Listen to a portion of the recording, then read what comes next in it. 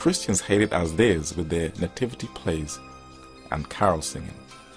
But pagans also praise their deity at the exact time period. One claims it is in memorial of the Son of God, and the other says it is in memorial of the Sun God. In this short little study, we're going to set the record straight so that no one is confused and so that we can have a clear distinction between what is Christianity and what is paganism. Sun worship.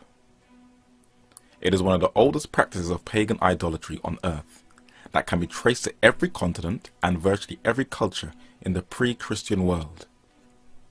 The oldest culture on earth, Babylon, worshipped the sun whose name was Shamash. He was usually depicted as a circle with 8 rays of the sun. Sir E.A. Wallace Budge, one of the greatest antiquity scholars of the 20th century, analyzed many of the Babylonian cylinder seals where Shamash is usually represented as rising between 2 mountains, for the Babylonians believed that each mountain had a door. When the sun rose in the east, it opened the eastern door in the morning. And when the sun set and disappeared in the west, it went through the western door in the evening. Babylon's younger sister culture, the Assyrians, worshipped the sun whose name was Ashur, who was also their chief deity. He was usually depicted as a winged figure in a circle, sometimes with a bow and arrow in artwork when they were going to war. The Assyrians were heavily influenced by both the Babylonian and the Egyptian culture, where the Egyptian sun god, like the Assyrians, was also depicted as a circle with wings. Whether it was titled Ra or the Aten under the Pharaoh Akhenaten, it was the same pagan sun deity.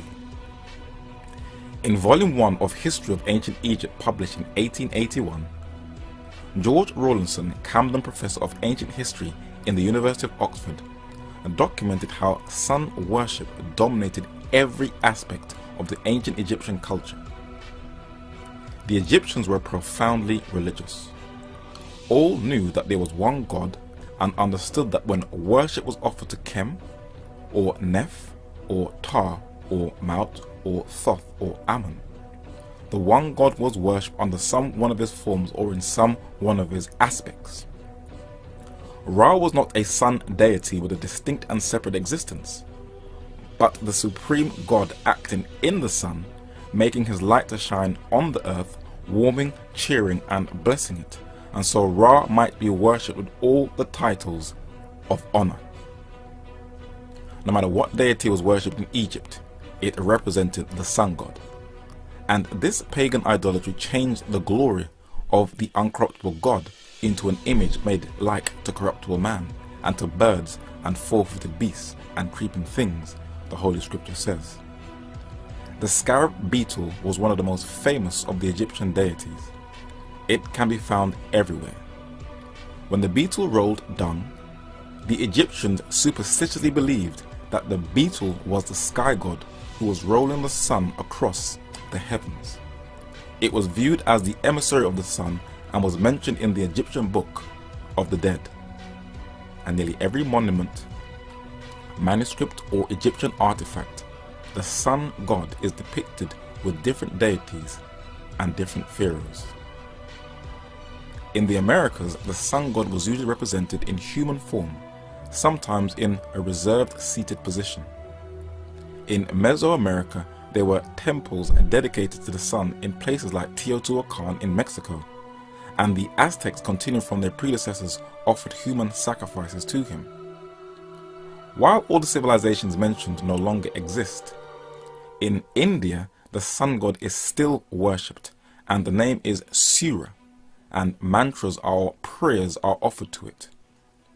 The 13th century AD Konark Sun Temple that is still in use is adorned in its artwork with the same 8-rayed wheel or rays of the sun that was incorporated from the culture of ancient Babylon. The only pre-Christian culture on earth that didn't worship the sun were the children of Israel. And there was one thing that singled them out from all the other nations on earth to prevent them from sinking into pagan idolatry. God said, 6 days may work be done, but in the 7th is the Sabbath of rest. It is a sign between me and the children of Israel forever. For in 6 days the Lord made heaven and earth, and on the 7th day he rested and was refreshed. But when the children of Israel strayed from God, it was always the sun that replaced the worship of God. That ball of fire that God created on the 4th day of creation to rule over the day and was for signs and seasons became their God, and this idolatry was unequivocally condemned. God said, Then said he unto me, Hast thou seen this, O son of man? Turn thee yet again, and thou shalt see greater abominations than these.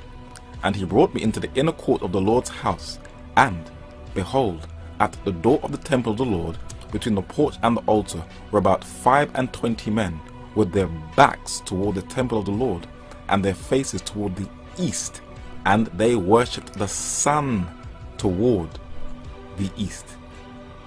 There was one culture that amalgamated both the Eastern or Oriental culture and the Greek or Western culture into one, the Roman Empire. Having one of the most vast empires, its faithful soldiers were its strength, and it was renowned for its colosseums all over its empire, where its gladiators fought gruesome and bloody battles in its arenas, its entertainment industry or Hollywood of the day.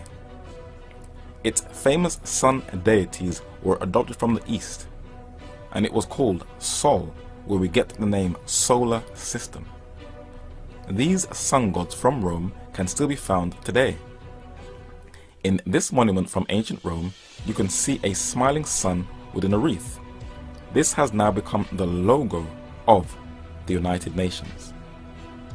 The god Mithra was sometimes depicted with the rays of the sun coming out of his head, and this was the gift French Freemasons gave to the United States that is now called the Statue of Liberty. But when Rome was at its height, and when Caesar Augustus restored paganism to its zenith by rebuilding all the pagan temples, one was to be born that was to counteract the pagan idolatry of ancient Rome: Prince Emmanuel, the Lion of the tribe of Judah. When Jesus came to reverse the effects of the fall, he instituted 2 things that would clearly distinguish him from all the false sun gods that existed before him. And he said unto them, The Sabbath was made for man, and not man for the Sabbath. Therefore the Son of Man is Lord also of the Sabbath. And he took bread, and gave thanks, and brake it, and gave unto them, saying, This is my body, which is given for you. This do in remembrance of me. Unlike the Hebrew Passover that was to be clearly kept on the 14th day of the month, Abib or Nisan, Jesus, the Lord of the Sabbath, our Passover, can be kept on any day, week, or month. Jesus was crucified in a horrific death to pay the price of sin, and he died on one of the very insignias of the sun god, the cross. And it wasn't long before this symbol was incorporated into the church. When the ancients looked at the sun and saw its rays shining out from it, the cross later became a symbol for the sun. The Babylonians had the cross on their cylinder seals in obeisance for the sun god Shamash, and the Assyrian monarchs wore the cross or sun god around their necks in full recognition of their homage to the sun. And on Egyptian monuments, the cross can be found etched in stone, where it either looks like a hot cross bun or the ankh. Egyptian priests also wore the ankh around their necks like the Assyrian kings, and even the Mesoamerican culture, the Olmecs, had the 2 crosses on their apparel. If there is one system that sun worship has been preserved in its entirety, it's the papacy, whose headquarters is Vatican City. In the main square in Vatican City, facing St. Peter's Basilica, is one of the oldest symbols of the sun, and people walk over it without in the least being aware of it. From an aerial view, the Vatican Square has the 8-rayed sun wheel, the largest on earth, that forms into the shape of a phallus, and it can be traced back to the Babylonian sun god Shamash, who has his 8 rays. As you walk into St. Peter's Basilica in the Vatican and tour around, sun worship symbols are everywhere. But as you look into a corner, you see a statue of a woman holding the sun god in her arms, which shows the pagan mysteries have not died. You'll also see a pagan sun god with a halo or sun on its head, who the Vatican calls St. Peter. It's not Peter, it's the sun god, and the halo can be traced to the Eastern cultures where the Buddhist and Hindu religions adorned their deities with the sun behind its head. And you can see that Catholic art tried to paganize Jesus Christ and show images of him with the halo, where critics assert that Jesus is not the Son of God, but the Sun God. Even the image of Jesus was borrowed from the pagan world. Look at this image of the Greek god Zeus, who they call the father of the gods.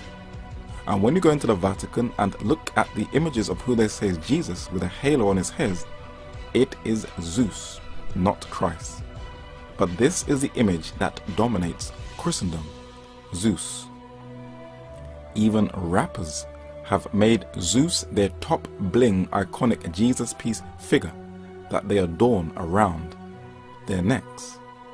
The wedding ring is also from sun worship and has been incorporated into the church.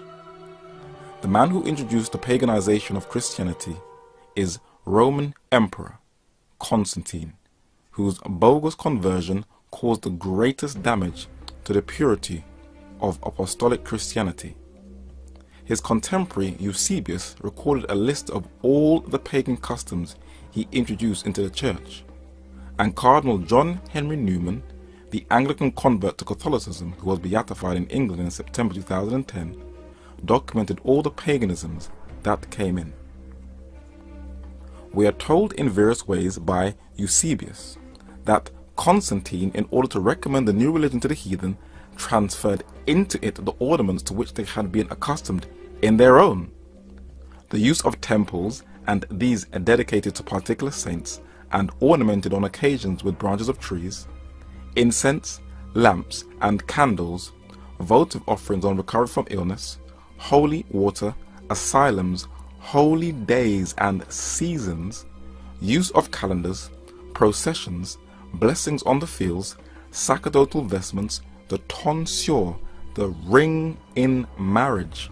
Turning to the east, images at a later date, perhaps the ecclesiastical chant and the Kyrie Eleison, are all of pagan origin and sanctified by their adoption into the church. The Vatican has openly declared that every ritual in her system was adopted from paganism. And Christians who claim to be separate from her do not have much to challenge her on, for they also have adopted many of these pagan practices. And when critics attack Christianity as being nothing more than a scam and a continuation of the sun-worshipping Mithraic religion of Rome, they find it impossible to defend themselves. So sun worship still survives in most of the mainstream Christian churches. Let us observe them step by step. In the first edition of the Catholic Encyclopedia, Volume 5, it clearly documents where the pagan custom of Easter originated from. Easter. The English term, according to the Venerable Bede, De Temporium Ration 1:5, relates to Eostra, a Teutonic goddess of the rising light of day and spring. William Tyler Olcott, in his well-researched book titled Sun Law of All Ages, also confirms this. He says, in short, sun worship, symbolically speaking, lies at the very heart of the great festivals which the Christian Church celebrates today. The Christian festival of Easter has its solar characteristics. The very word Easter, says Proctor, is in its real origin as closely related to sun movements as the word east. And the notion that the sun dances on Easter morning as it rises is firmly believed today by superstitious people. In Saxony and Brandenburg, the peasants still climb the hilltops before dawn on Easter Day to witness the three joyful leaps of the sun as our English forefathers used to do. Tyler tells us that the solar rite of the new fire adopted by the Roman Church was a paschal ceremony, may still be witnessed in Europe with its solemn curfew on Easter Eve and the ceremonial striking at the new holy fire. It is said that stores make their highest sales at Christmas time, and the season is a very profitable time for companies where people frantically buy gifts to please family and friends. But even though most Christians in the West will fanatically defend it, giving no scriptural support, who is it really in honor of? The Canadian-born Freemason Manly Palmer Hall, who is considered as one of the most respected esoteric scholars in the 20th century, tells us its pagan roots. For reasons which they doubtless considered sufficient, those who chronicled the life and act of Jesus found it advisable to metamorphose him into a solar deity. Sun worship played an important part in nearly all the pagan mysteries.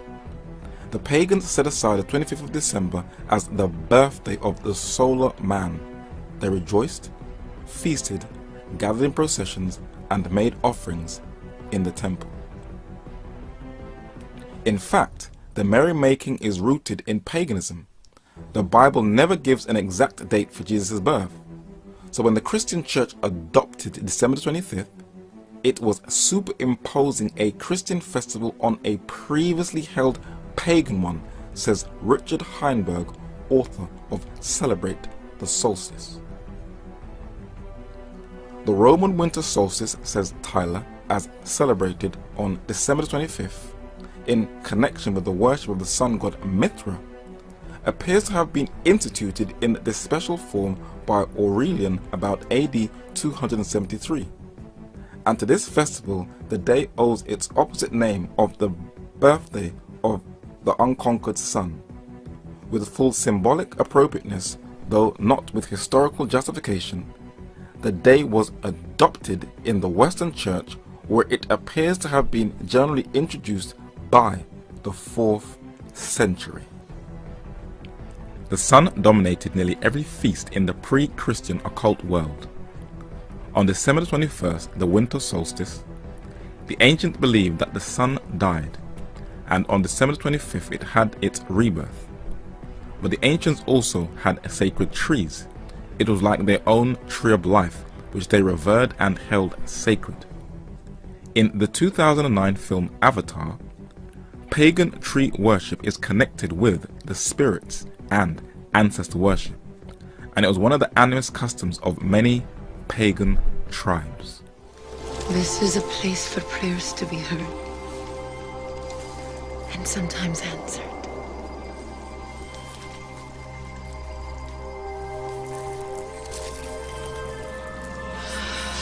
We call these trees Sutraya Mokri, the tree of voices. The voices of our ancestors. The Bible forbids any revering for pagan tree worship, for God wanted his people to be distinct from the world and not be manipulated by the movements of the sun in the heavens. Hear ye the word which the Lord speaketh unto you, O house of Israel.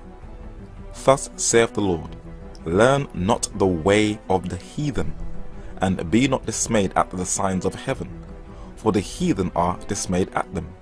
For the customs of the people are vain. For one cutteth a tree out of the forest, the work of the hands of the workman with the axe. They deck it with silver and with gold. They fasten it with nails and with hammers, that it move not. They are upright as the palm tree, but speak not. They must needs be borne, because they cannot go. Be not afraid of them, for they cannot do evil, neither also is it in them to do good. For as much as there is none like unto thee, O Lord, thou art great, and thy name is great in might. Today, Christian pastors, so-called evangelists, scholars, and teachers are now telling their congregations that Jeremiah is not talking about the Christmas tree, though the language is so clear. And they are encouraging their flock to purchase the trees and to celebrate Christmas. But even the secular world knows that the Christmas tree is tied to paganism and spirit worship. Even Jesus says in Luke chapter 16 and verse 8, to paraphrase, the secular world are more wiser than the children of light. Mistletoe, caroling, even Christmas trees were tied to the solstice. Celtic cultures believed that mistletoe's golden berries hold the fire of the sun, and Christmas trees are a vestige of pagan tree worship. Having Christmas trees again hark back to the pagans. They decorated evergreen trees with decorations, food, and runes to keep the spirits close to their villages. The Christian authorities tried for years to stamp this out, so the pagans merely took their trees indoors, which is why we are still doing it to this day. Who is Santa Claus, and how does he tie into the winter solstice sun festival? He is usually portrayed as an oversized, big-bearded figure who gives children gifts, and in modern times he has been made popular through the marketing of Coca-Cola. Listen to the voice of the secular world.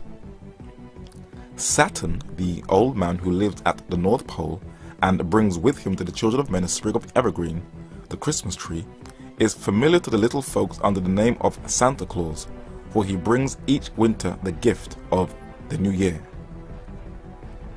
Even Saint Nick has solstice origins. Santa Claus comes down to us with shamanistic characteristics. He flies through the air and he carries a magic sack on his back. But Easter and Christmas are not the only memorials to the sun. There is one more that the majority of Christians around the world keep, that can be traced to the Roman religion of Mithraism. Manly Palmer Hall gives a clear and detailed account of this last homage to the sun. Alexander Wilder, in his Philosophy and Ethics of the Zoroastrians, states that Mithras is the Zend title for the sun. There are many points of resemblance between Christianity and the cult of Mithras. The Encyclopedia Britannica makes the following statement concerning the Mithraic and Christian mysteries.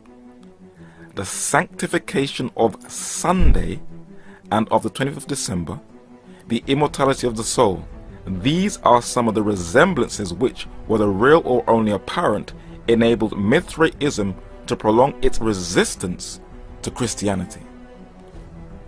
The Vatican has made a number of statements which has pushed for the preservation of this Mithraic day of rest, a day that Jesus never gave no disciple instruction to keep in memorial of his resurrection.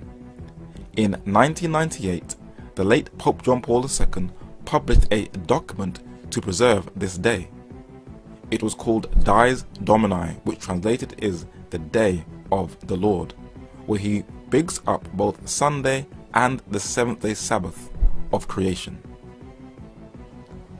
The fundamental importance of Sunday has been recognized through 2,000 years of history and was emphatically restored by the Second Vatican Council.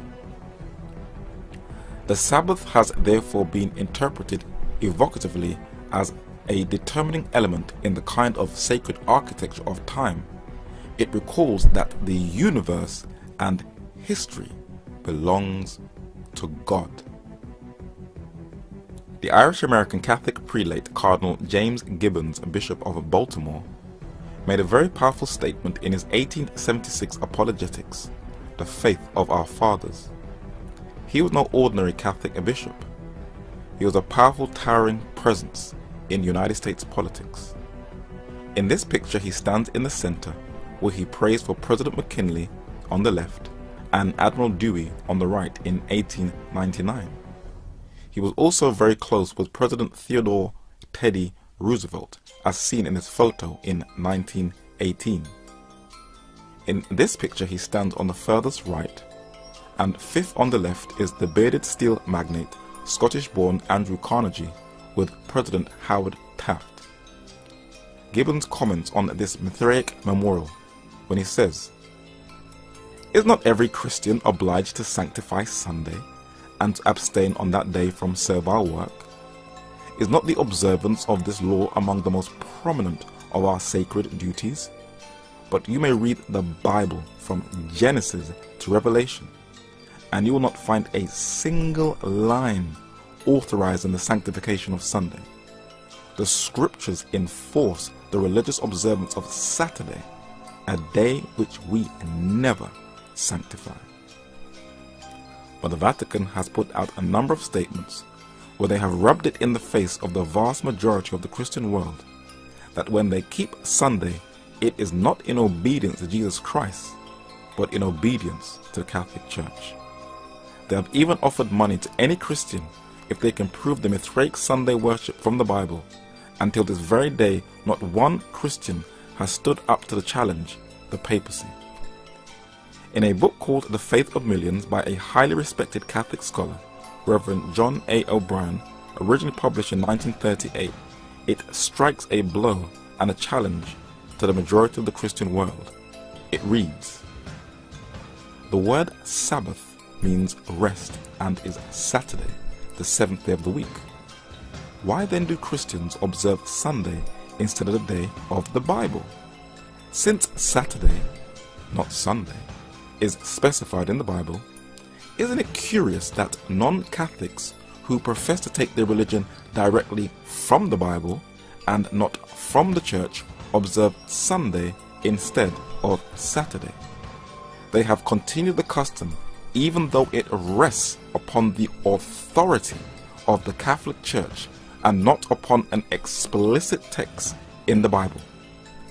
The observance remains as a reminder of the Mother Church from which the non-Catholic sects broke away, like a boy running away from home but still carrying in his pocket a picture of his mother or a lock of her hair." So who is the God of Christmas? It sure ain't Jesus. Jesus never told anyone to keep the 25th of December holy. And though the word Easter is mentioned once, he didn't tell anyone to keep Easter. Neither did he tell anyone to keep Sunday in memorial of the resurrection. The Holy Scriptures teaches that the new life that is lived should be kept in memorial of the resurrection. But while Christians will debate, argue, and fight over all these issues mentioned, before Jesus Christ returns to take his faithful home into eternity, those who are faithful to him will be distinguished from all the others who profess his name. Then said Jesus to those Jews which believed on him, "If ye continue in my word, then are ye my disciples indeed."